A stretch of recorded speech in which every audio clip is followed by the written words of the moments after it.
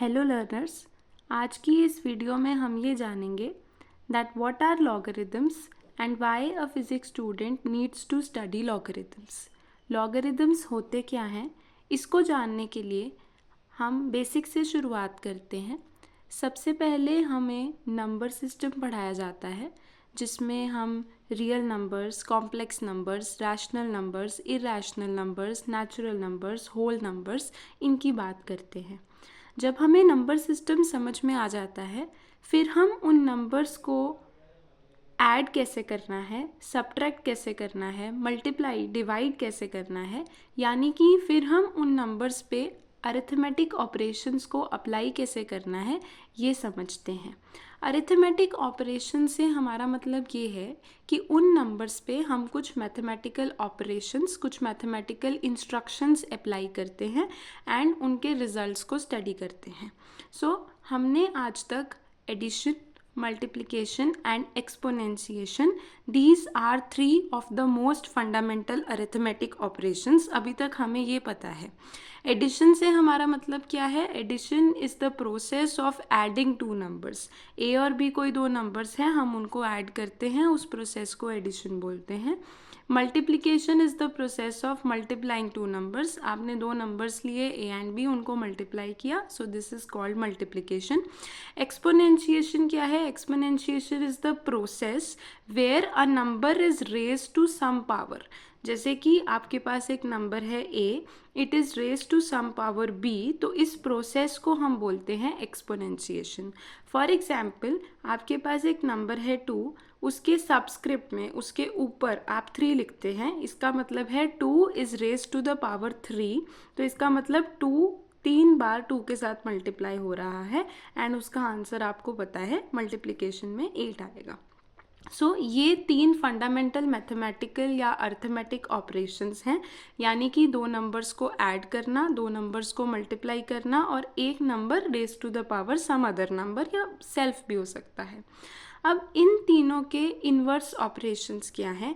Inverse से हमारा मतलब क्या है? एडिशन में हम दो नंबर्स को ऐड कर रहे हैं, तो inverse of addition is subtraction, जिसमें हम दो नंबर्स लेते हैं ए एंड बी, ये आपके दो नंबर्स हैं एंड आप उनको सब्ट्रैक्ट करते हैं। माइनस का साइन इज़ फॉर सब्ट्रैक्शन।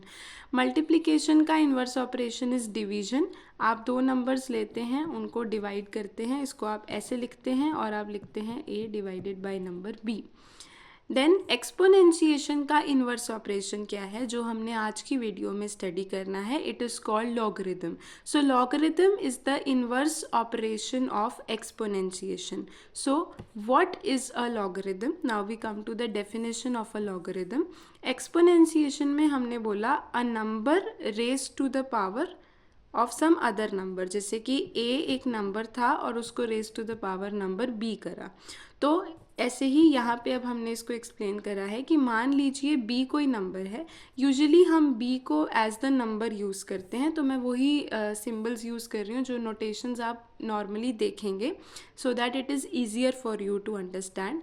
तो आपके पास बी कोई नंबर है, it is raise to some power, वो पावर y है, उस पावर y को हम एक्सपोनेंट भी बोलते हैं। और ये करने पे जो आंसर निकल के आया, जैसे यहाँ पे 8 निकल के आया था, उसको हम x बोल रहे हैं। So b is a number जिसको हम बेस बोलते हैं। It is raise to some power, जिस पावर को हम एक्सपोनेंट बोल रहे हैं, and y is that exponent, and उसका जो आंसर निकल के आ रहा है that is x। So x is our output value, जो हमारा रिजल्ट आया है। तो this is the basic process of exponentiation, कि आपने एक base raise to some power या एक्सपोनेंट किया and you get some output value. अब इससे लॉगरिदम्स कैसे डिफाइन होते हैं? तो जैसा कि मैंने बोला कि logarithm is the inverse of exponentiation. तो एक्सपोनेंशिएशन तो ये था, base raise to the power exponent gives us X, that is the output और द रिजल्ट। सो इसका इन्वर्स क्या होगा? Inverse of exponentiation is logarithm. तो इन्वर्स का मतलब क्या है? When your output, this is the output, when this output will become your input. So जब आपका आउटपुट इनपुट बन जाता है, that is the inverse process. मतलब जब हम इस आउटपुट एक्स की लॉगरिथम वैल्यू ले लेते हैं, and the answer is this input value becomes output, तो वो y बन जाएगा। अब b कहाँ गया? सो b कहाँ आता है? We write logarithm of the number x to the base b and the result और the output now is y। So ये हमारी बेसिक डेफिनेशन है, mathematical definition of what is a logarithm. So in conclusion हम क्या कह सकते हैं? We start with a process called exponentiation, जिसमें हम एक नंबर लेते हैं b, जिसको हम बेस बोलते हैं। It is raise to some exponent और power y and the result और the output value is called x। And इससे हम इसके inverse process which is called logarithm, हम उस पर कैसे पहुंचते हैं? The output of this process becomes the input of this process. So logarithm of x to the base b gives the result और the output now as y। अब यहाँ पे आप यूजुअली सुनेंगे दो बातें हैं, दो कंडीशंस हैं जो आपको हमेशा याद रखनी है। वन इज़ कि logarithm is always defined for a positive number. तो जो x है, जो इनपुट है इस लॉग वैल्यू की, it is always positive. So x is always greater than zero means x is always positive. इस ग्रेटर देन ज़ीरो का मतलब है x इज़ ऑलवेज पॉजिटिव, यानी +1 +2 +3 -1 -2 -3 इस तरह की वैल्यूज़ ये नहीं ले सकता है। सेकंड चीज़ जो आप हमेशा सुनेंगे, ये जो बेस है जो यहाँ से आया था, ये जो बेस है this is also always positive, और ये हमेशा एक रियल नंबर होगा। आप अब आगे जाके मैथमेटिक्स में कॉम्प्लेक्स नंबर्स पढ़ते हैं, this base can not be a complex number. And second cheese is ये बेस कभी भी 1 नहीं होगा। This base will be positive, but positive start from 1 2 3 and so on, but this base can never have value 1। तो ये base हमेशा 2 3 4 कुछ इस तरह से वैल्यूज़ लेगा। अब आप बोलेंगे क्या ये बेस डेसिमल हो सकता है? तो हमने बोला है ये एक रियल नंबर है, तो ये डेसिमल वैल्यूज़ ले सकता है। इसी तरह आपका नंबर x हमने बोला है वो पॉजिटिव है, तो इसका मतलब है जो x है वो भी डेसिमल वैल्यूज़ ले सकता है, वो फ्रैक्शन वैल्यूज़ ले सकता है। So this is how we define a logarithm. Logarithm कहाँ से आता है? हम एक्सपोनेंशिएशन से स्टार्ट करते हैं। एक्सपोनेंशिएशन का इन्वर्स प्रोसेस हमें लॉगरिथम देता है। So this is how we define a logarithm mathematically. अब सवाल ये उठता है that why do I study logarithms, और वाई वर लॉगरिथम्स इंट्रोड्यूस्ड। पहले हम ये बात करेंगे कि लॉगरिथम्स इंट्रोड्यूस किए ही क्यों गए, and then we will try to understand कि फिज़िक्स के स्टूडेंट को लॉगरिथम्स क्यों पढ़ने चाहिए। सो लॉगरिथम्स जो हैं ये 1614 में, इतने साल पहले, इंट्रोड्यूस किए गए by John Napier as a means of simplifying the calculations. अब आपको पता है जो कंप्यूटर्स हैं वो भी धीरे धीरे आए हैं, तो पहले जब हमारे पास इतने सोफिस्टिकेटेड कंप्यूटर्स नहीं थे, इतने पावरफुल कंप्यूटर्स नहीं थे, तो हम ये सारी कैलकुलेशंस मैन्युअली करते थे। एंड मान लीजिए हमें किन्हीं बहुत दो बिग नंबर्स को मल्टीप्लाई करना पड़ गया, जिनको मल्टीप्लाई करने में ही हमें बहुत सारा टाइम लग गया, तो उससे हमारा प्रोग्रेस बहुत डिले हो जाएगा। सो कैलकुलेशंस को सिंप्लीफाई करने के लिए, उनको स्पीड अप करने के लिए जॉन नेपियर ने लॉगरिथम्स का मेथड इंट्रोड्यूस करा था। बट अब सवाल ये उठता है कि इस मेथड से, लॉगरिथम्स के यूज़ से, हम कैलकुलेशंस को सिंप्लीफाई कैसे कर सकते हैं। तो उसके लिए हम एक एग्जाम्पल से इसको एक्सप्लोर करते हैं। उसके लिए आपको ये पता होना चाहिए, ये एक स्टैंडर्ड रिजल्ट है, एक फॉर्मूला है लॉगरिथम्स में। अगर हमें किन्हीं दो नंबर्स के प्रोडक्ट का लॉगरिथम निकालना है, so it will be simply the addition of the logarithms of the individual numbers। मतलब क्या है, अगर x और y दो नंबर्स हैं, उनका प्रोडक्ट हो गया x इंटू वाई, आप लॉगरिथम ऑफ एक्स वाई निकाल रहे हैं, it will be equal to logarithm of x plus logarithm of y। मतलब x का लॉगरिथम अलग निकाल लीजिए, y का लॉगरिथम अलग निकाल लीजिए और उनको ऐड कर दीजिए, जो आंसर आएगा वो एक्स वाई के लॉगरिथम के बराबर होगा। तो मतलब क्या हुआ? इसका मतलब ये हुआ, अगर आपके पास दो नंबर्स हैं, लेट अस से 14 एंड 12, आप क्या चाहते हैं, आप 14 इंटू 12 निकालना चाहते हैं। लॉगरिदम्स कहीं नहीं आए हैं अभी, हम सिंपली इन दो नंबर्स को मल्टीप्लाई करना चाहते हैं और आंसर निकालना चाहते हैं। सो जब आप 14 इंटू 12 करेंगे, एक टेक्निक तो क्या है जो आप सिंपल मल्टीप्लिकेशन करते हैं। अब आप बोलेंगे इससे तो मैं निकाल दूंगा कि आंसर क्या आ रहा है, वो पॉसिबल है। मान लीजिए यहाँ पे नंबर बहुत बड़े हैं, इतने बड़े हैं कि उनको निकालने के लिए आपको बहुत टाइम लग रहा है, तो आप बोलेंगे कि मैं कैलकुलेटर या कंप्यूटर यूज़ कर लेता हूँ। मान लीजिए आपके पास उस टाइम पे इतना अच्छा कैलकुलेटर या इतना पावरफुल कंप्यूटर नहीं है, तो तब आप इस कैलकुलेशन को कैसे करेंगे। उसका एक बहुत ईजियर वे जो कि जॉन नेपियर ने हमें दिया, वो वे क्या है, आप क्या करें, एक टेबल बना लीजिए जिसको हम लॉगरिदमिक टेबल बोलते हैं। उसमें हर नंबर का लॉगरिदम, जैसे 12 के सामने उसका लॉगरिदम लिख दीजिए, 13 के सामने उसका लॉगरिदम, 14 के सामने उसका लॉगरिदम एंड सो ऑन।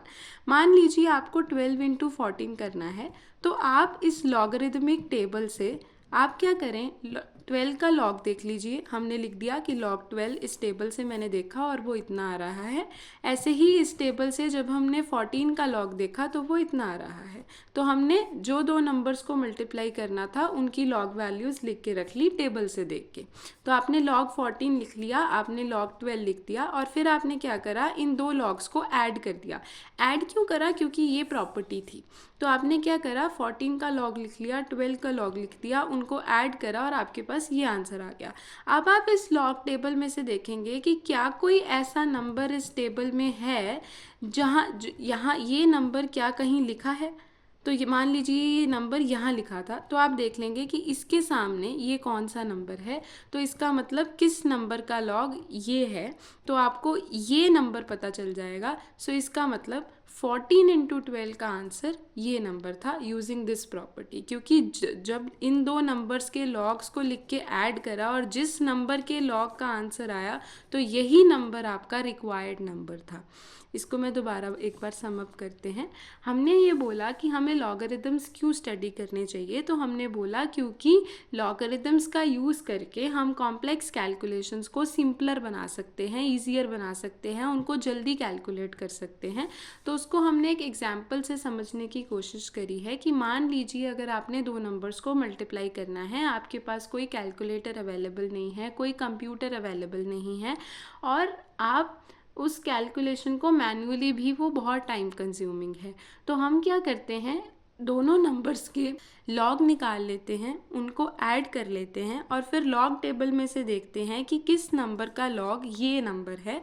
तो वो जो भी नंबर है जिसका लॉग ये नंबर है वो हमारा रिक्वायर्ड आंसर है मल्टीप्लिकेशन का। तो ये एग्जाम्पल हमें ये बताता है कि लॉगरिदम्स का यूज़ करके हम कॉम्प्लेक्स कैलकुलेशंस को किस तरीके से सिंप्लीफाई कर सकते हैं। तो यहाँ तक हमने ये देखा कि लॉगरिदम्स क्यों पढ़ने चाहिए, बट सवाल ये उठता है कि फिज़िक्स स्टूडेंट को लॉगरिदम्स क्यों पढ़ने चाहिए। Why logarithms should be studied by a physics student. तो अब हम कुछ इस तरीके से प्रैक्टिकल एप्लीकेशंस देखेंगे जहाँ पे लॉगरिदम्स फिज़िक्स की वेरियस ब्रांचेस में यूज़ होते हैं। इसका फ़ायदा ये है, इससे आप बेटर अप्रिशिएट कर पाएंगे कि लॉगरिदम्स क्यों पढ़ने चाहिए। पहली एग्जाम्पल हम देखते हैं इन एस्ट्रोनॉमी।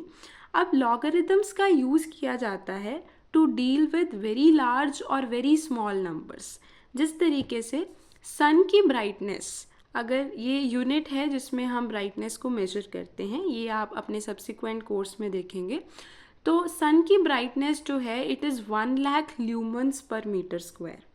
और जो नाइट स्काई में ब्राइटेस्ट स्टार है जिसको हम सीरियस के नाम से जानते हैं, सीरियस की ब्राइटनेस है 0.00005 ल्यूमन्स पर metre square.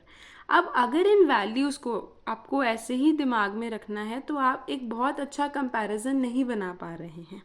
So it is very hard to grasp, to remember such difference in values. तो हम क्या करते हैं, हम एक log scale पे switch कर जाते हैं। log scale में क्या है, sun की brightness is given by log of this number which comes out to be 5। कैसे आया है वो हम आगे देखेंगे। एंड इसी तरह सीरियस की ब्राइटनेस हमने लॉग टेबल से इस नंबर का लॉग देखा, it comes out to be -4.3। So now what we see is कि सन की ब्राइटनेस 5 है इन लॉग स्केल। सीरियस जो कि ब्राइटेस्ट स्टार है नाइट स्काई में, उसकी ब्राइटनेस -4.3 है। सो वाओ, अब जो ये नंबर्स हैं ये बहुत इजीली मैनेजेबल हैं और ये अंडरस्टैंडेबल हैं। आप इनको इजीली याद रख सकते हैं कि सन की ब्राइटनेस कितनी है, लॉग स्केल में 5 है। So there is much easier to grasp these numbers than these complicated numbers. So this is the first application जहाँ पे आपने ये देखा कि brightness of stars को define करने के लिए, उनके magnitudes को define करने के लिए हम logarithmic scale use कर रहे हैं, because logarithmic scale से आप बहुत large या बहुत small numbers को बहुत easily deal कर सकते हैं। सेकेंड एप्लीकेशन हम लॉगरिदमिक स्केल की फिजिक्स में देखते हैं इन measuring the unit of sound intensity. Sounds कितनी लाउड हैं, कितनी धीमी हैं, उनको मेजर करने के लिए हम decibel as a unit use करते हैं। ये आप साउंड के चैप्टर में देखेंगे। तो जितनी साउंड लाउडर होगी, जितनी आवाज़ ऊंची होगी, उसकी डेसिबल वैल्यू उतनी ज़्यादा होगी, और जितनी आवाज़ धीमे होगी उसकी डेसिबल वैल्यू उतनी कम होगी। अब ये जो डेसिबल स्केल है, मतलब 40 डेसिबल, 50 डेसिबल, ये जो स्केल है this is a logarithmic scale. मतलब ये लीनियर आपका जैसे स्केल होता है जिसमें आप 0 1 2 3 5 4 ऐसे करके, this is a linear scale. ये वो स्केल नहीं है, ये एक लॉगरिदमिक स्केल है, मतलब सारी वैल्यूज़ के लॉग्स लिए गए हैं। सो जैसे अगर हम दो फ्रेंड्स आपस में बात कर रहे हैं तो उनकी नॉर्मल कॉन्वर्सेशन में साउंड की intensity is something like 60 decibel. अगर हैवी ट्रैफिक है तो साउंड की intensity is 70 decibel. Noisy restaurant में साउंड की इंटेंसिटी इज़ 80 डेसिबल। अब आप 60, 70, 80 को देख के ये तो बता सकते हैं कि ये नॉइज़ ज़्यादा है, यहाँ पे नॉइज़ कम है, ये साउंड ज़्यादा लाउड है, ये साउंड धीमी है। सो इसका मतलब क्या है कि आप इन वैल्यूज़ को कंपेयर करके आवाज़ कितनी ऊंची या कितनी धीमी है वो बता सकते हैं। अब आप कहीं ये ना समझ लें कि जिस तरह से आपका स्केल होता है, ये 60 है, फिर 10 डिविजन्स आके यहाँ 70 आएगा, फिर 10 डिविजन्स आके यहाँ 80 आएगा, मतलब 70 60 के 10 ऐड करने पे मिल रहा है। ये आपका लीनियर स्केल में होता है। लॉगरिदमिक स्केल एक लार्ज स्केल है।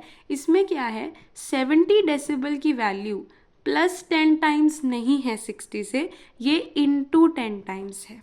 सो 70 डेसिबल इज़ एक्चुअली 10 टाइम्स, ये 10 गुना है 60 डेसिबल का। तो 60 डेसिबल पे आपको जितना शोर सुनाई दे रहा है, 70 डेसिबल पे आपको उसका 10 गुना शोर सुनाई देगा। सो इसका मतलब जो आपका डेसिबल स्केल है वो लीनियर नहीं है। ये 60 में +10 करके 70 नहीं मिल रहा है, 60 में 10 गुना करके आपको 70 मिल रहा है। So on a decibel scale 70 decibel is 10 times noisier than 60 decibel and 80 decibel is 100 times noisier than 60 decibel. इस ग्राफ में भी आपको यही बताने की कोशिश करी है कि जिस तरह से जब आप ग्राफ बनाते हैं, हॉरिजॉन्टल पे आप एक्स एक्सिस प्लॉट करते हैं, वर्टिकल पे आप वाई एक्सिस प्लॉट करते हैं, एंड लीनियर क्या है, जब x 0 है वाई भी 0 है, जब x 1 है वाई 1 है, जब x 2 है वाई 2 है, और जब इनको ज्वाइन करते हैं you get a straight line. ये स्ट्रेट लाइन प्लॉट आपका लीनियर स्केल है। बट लॉगरिदम स्केल पे क्या है, x और y इक्वल रन नहीं करते हैं। Logarithmic scale is a larger, उसकी मैग्नीट्यूड लार्जर है than this linear scale. Okay, so this is 2 examples जहाँ पे हमने ये देखा कि लॉगरिदम्स फिज़िक्स में कैसे यूज़ हो रहे हैं। फिर सिर्फ फिज़िक्स ही नहीं, डिफरेंट ब्रांचेस ऑफ साइंस में भी आप देखेंगे कि लॉगरिदम्स का बहुत इम्पॉर्टेंट यूज़ है। जैसे एक उदाहरण के तौर पे, क्योंकि आपने 10th स्टैंडर्ड में केमिस्ट्री में pH निकालना सीखा है, आप किसी भी वाटर सैंपल का लेटर से हम pH निकालना चाहते हैं। pH बेसिकली हमें क्या बताता है, pH हमें ये बताता है कि हमारा गिवन सैंपल कितना एसिडिक या कितना बेसिक है, मतलब उसमें हाइड्रोजन आयन कॉन्सेंट्रेशन कितनी है और हाइड्रोक्सिल आयन कॉन्सेंट्रेशन कितनी है। इसके ज़्यादा डिटेल में हम इसलिए नहीं जा रहे हैं क्योंकि आपने ये क्लास 10th साइंस में पढ़ा है एंड आप केमिस्ट्री में भी इसको डिटेल में पढ़ते हैं। यहाँ हम सिर्फ ये बताना चाह रहे हैं कि लॉगरिदम्स के कितने एप्लीकेशंस हैं। सो pH को हम मैथमेटिकली कैसे डिफ़ाइन करते हैं, pH is defined as minus logarithm of hydrogen ion concentration. So आप क्या करें, आपके पास दो वाटर सैम्पल्स हैं, ये आपके दो वाटर सैम्पल्स हैं, आपने इस वाटर सैम्पल को A नाम दे दिया, इस वाटर सैम्पल को B नाम दे दिया। आपने ये देखा कि इस सैम्पल A में हाइड्रोजन आयन कॉन्सेंट्रेशन कितनी है, लेट अस से वो कोई X थी, और सैम्पल B में हाइड्रोजन आयन कॉन्सेंट्रेशन Y थी। आपने यहाँ पे X की वैल्यू डाल के इसका pH निकाला सैम्पल A का, एंड Y डाल के आपने सैम्पल B का pH निकाला, और आपने देखा कि सैम्पल A का pH निकल के आया 7.4 एंड सैम्पल B का pH निकल के आया 8.4। अब इन वैल्यूज से हम क्या करें, तो क्या है, इस सैम्पल का pH है 7.4, इस सैम्पल का pH है 8.4। अब आपकी जो ह्यूमन आइज़ हैं उनमें जो टीयर्स हैं उनका pH है ऑफ अबाउट 7.4। इसका मतलब क्या है, उसका pH इस सैम्पल के नियरली क्लोज है पर इस सैम्पल से थोड़ी दूर है।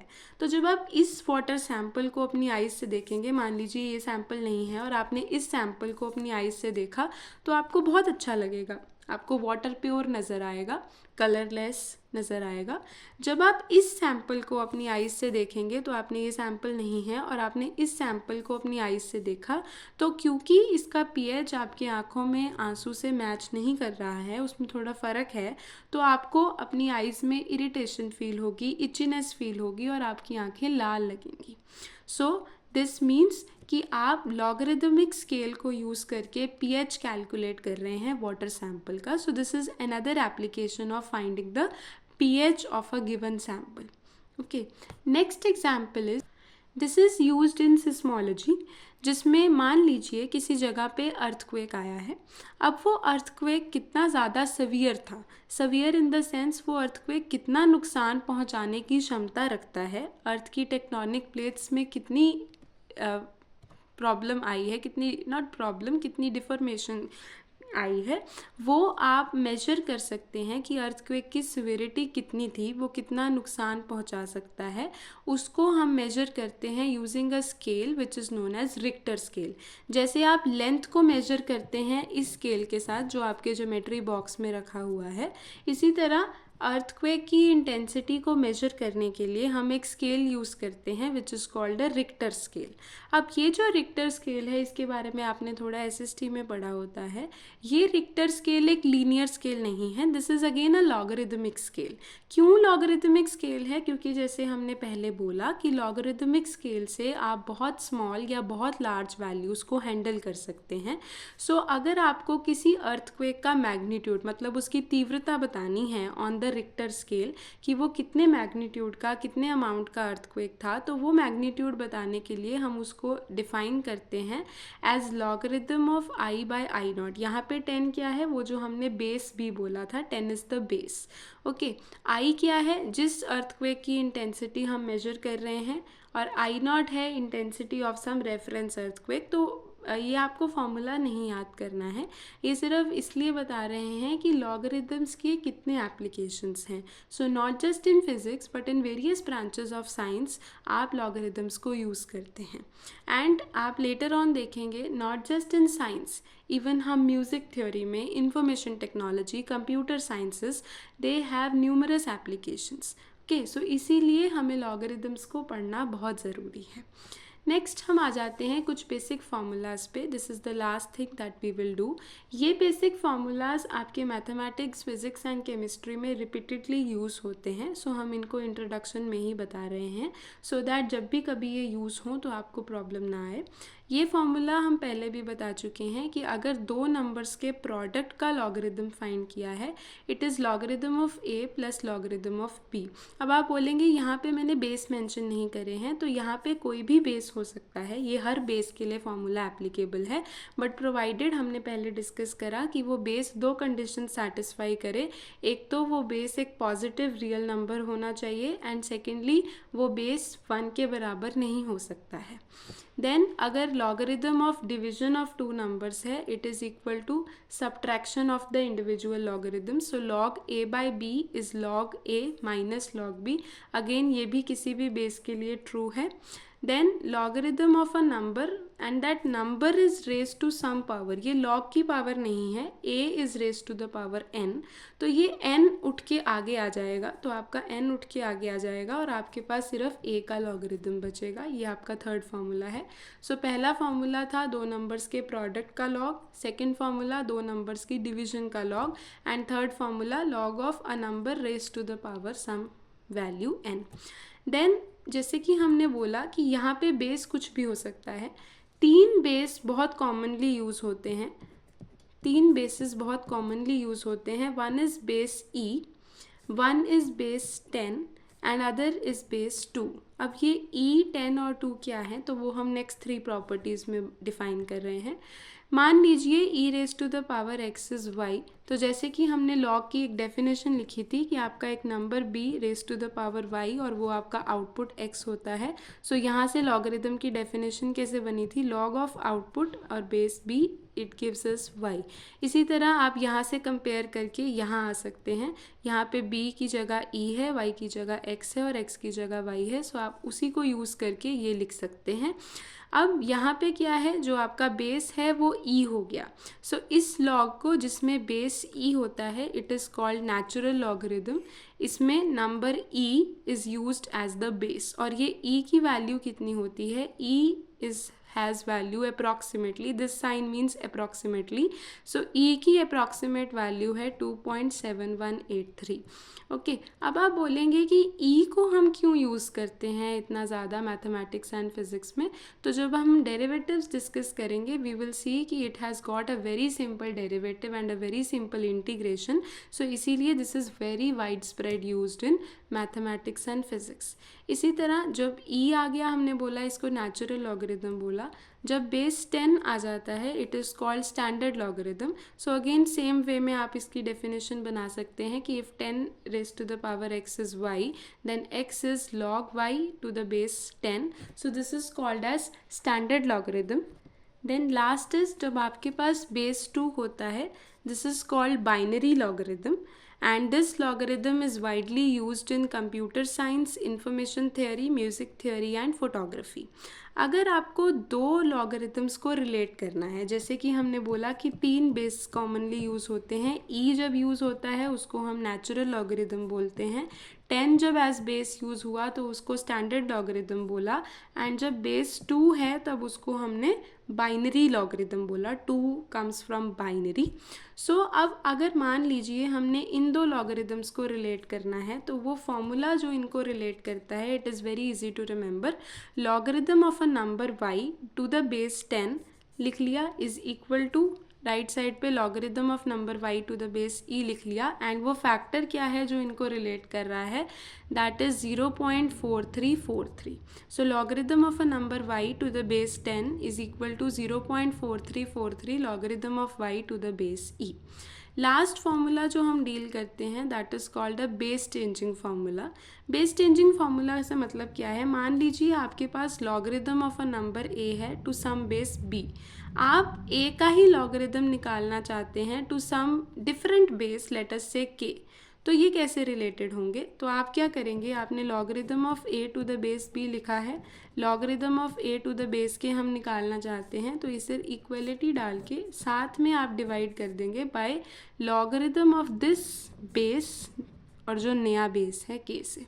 So this is that formula कि बेस को चेंज करना, आपको a का लॉग विद बेस b पता था बट आप a का लॉग विद बेस k से इसको रिलेट करना चाहते थे, तो this is how you relate, ये वाला फैक्टर आपके पास एक्स्ट्रा आ जाता है। उसके बेस पे जैसे एक एग्जांपल दी है कि मान लो आपको logarithm of x to the base 2 पता है बट आप logarithm of x to the base e निकालना चाहते हैं, सो सिंपली आप इसको डिवाइड कर देंगे by logarithm of this 2 with this base e, and you know log to the base e जिसको हम नेचुरल लॉगरिथम बोलते हैं तो उसको आप ln नेचुरल लॉगरिथम्स भी लिख सकते हैं।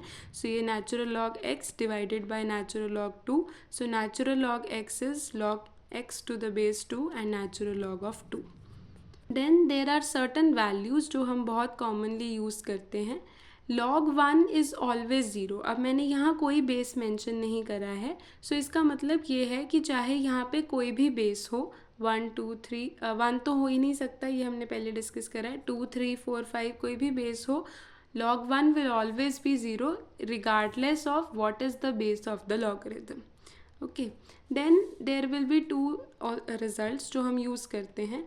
Logarithm of a number to the same base, मतलब जैसे यहाँ भी 10 है, यहाँ भी 10 है, मान लीजिए यहाँ 2 होता, logarithm of 2 to the base 2, तो उसका आंसर हमेशा 1 आता है. So logarithm of a number to the same base that is always 1. और अगर अब आपको ये निकालना है तो इसमें हम पावर फार्मूला यूज़ करेंगे. 1000 can be written as 10 raise to the power 3. फिर हमने ये स्टडी करा है कि log of a number and number is raise to some power, तो पावर उठ के आगे आ जाती है, तो ये n log a हो जाएगा. सो 3 उठ के आगे आ जाएगा. एंड log 10 टू द 10 ये हमने अभी डिस्कस करा. Logarithm of a number to the same base is the always 1. So 3 into 1 your answer is 3. So this is about जो भी लॉगरिदम्स के रिजल्ट्स आप क्लास 11th में यूज़ करते हैं. सो आज हमने ये देखा that what are logarithms, why should a physics student study logarithms, and some basic formulas related to logarithms. Thank you.